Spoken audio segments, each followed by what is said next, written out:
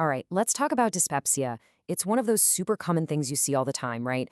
Well, in this explainer, we're going to break it all down and give you a really clear high-yield framework that you can use on the wards and, for your boards. Okay, so here's the game plan. We're going to walk through this just like you would with a real patient. We'll start with that vague upset stomach complaint, then we'll hunt for any red flags, and then really zero in on a solid evidence-based plan. Sound good? All right, first things first. We got to make sure we're all speaking the same language. When a patient comes in and says they have indigestion or just a sore stomach, what do we actually mean from a clinical standpoint? Let's get a really solid definition.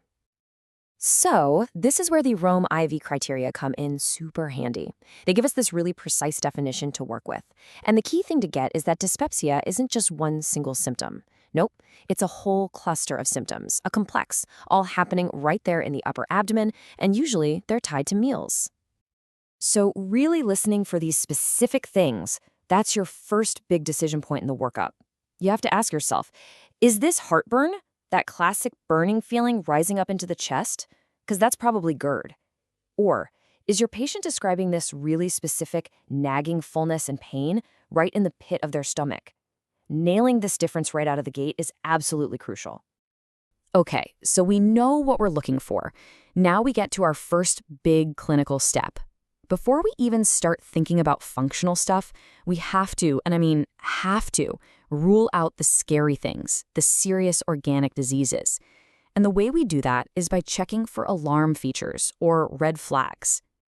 So if your patient mentions any of these things, difficulty swallowing, pain with swallowing, losing weight without trying, your whole workup takes a sharp turn. These aren't just little hints, right? These are big, flashing neon signs telling you that you need to get an upper endoscopy, and you need to get it done fast. We've got to look for things like cancer or a really bad ulcer.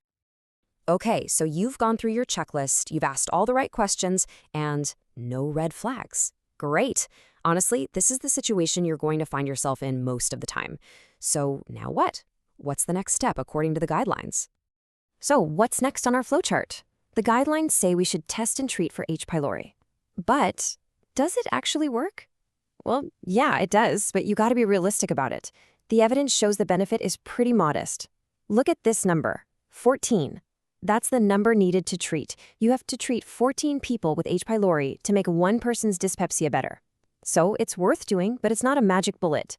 Keep that number in your back pocket. All right, so we've checked for alarm features, we've dealt with the whole H. pylori question. Now we can finally enter the world of functional dyspepsia. And here's a super important point. This is not just a diagnosis of exclusion, where you say, well, it's not anything else, so it must be this. No, it's a positive diagnosis that you make based on a very specific set of criteria. And here they are, the Rome IV criteria in all their glory. They really spell it out for us. You basically need to check 3 boxes to make the call. First, do they have the right symptoms? That fullness, early satiety, or epigastric pain. Second, is there any structural disease that could explain it? An upper endoscopy should be clean. And third, has it been going on long enough? The symptoms need to be there for the last 3 months. Check, check, and check. Then you've got your diagnosis. And we can even break it down a bit further. Functional dyspepsia actually has 2 main subtypes, and it all depends on what's bothering the patient the most. Is it all about what happens after they eat? That bothersome fullness, feeling full way too fast? That's called postprandial distress syndrome, or PDS. Or is it mostly that epigastric pain or burning, not always tied to meals? That's epigastric pain syndrome, or EPS. And this isn't just for fun. Making this distinction really helps us pick the right treatment down the line. Okay, we've got our diagnosis. Now for the fun part. What are we going to do about it? Let's open up the treatment toolkit and see what the evidence says about our best options for making patients feel better. So our first-line therapies kind of attack the problem from a few different angles.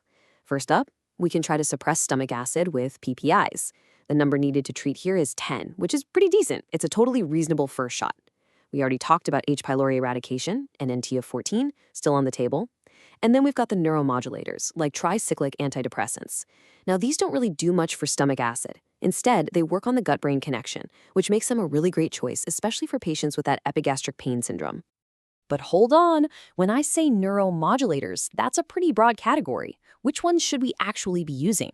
That question leads us right to a really important study, the Functional Dyspepsia Treatment Trial. You'll see it called the FDT. And this was a really well put together trial, multi-center, randomized, double-blind, the whole shebang. They took almost 300 patients with functional dyspepsia and split them into 3 groups for 10 weeks. One got amitriptyline, a TCA, one got escitalopram, an SSRI, and one got a placebo. The goal was simple: figure out which of these drugs, if any, actually provided relief. And wow, the results were pretty darn clear. Just look at the bar for amitriptyline. Over half the patients, 53%, felt better. That was way better than the placebo group, which was at 40%. But now look at the SSRI, escitalopram.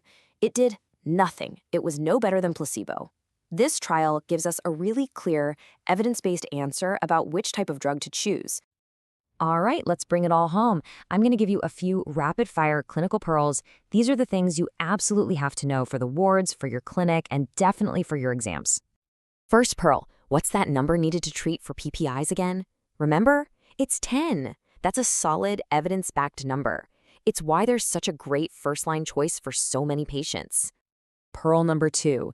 If you're going to use a neuromodulator, what does the evidence say? The FDT trial made it crystal clear. You want to go with a low-dose tricyclic antidepressant, like amitriptyline. The evidence for using SSRIs in functional dyspepsia, it's just not there. Okay, here's a really common trap people fall into, so listen up. If your patient doesn't get better on a once-a-day PPI, do not just double the dose. For functional dyspepsia, there's no evidence that going to twice-a-day dosing helps at all. It just tells you it's time to switch gears and try a different therapy. And for our last pearl, let's not get so caught up in the pharmacology that we forget the basics. Seriously, before you even write a prescription, remember this foundational advice. Simple things like eating smaller, more frequent meals or trying a low-fat diet. These can make a huge difference for patients and should always be part of the plan. And there you have it, a high-yield tour of dyspepsia. So as you head back to the wards, I want to leave you with one final thought to chew on. The next time a patient tells you they have indigestion, I want you to really drill down on what they mean. Is it that classic burning feeling rising up from the chest? Or is it that meal-related fullness in early satiety? Because making that distinction, well, that's where your entire diagnostic journey begins.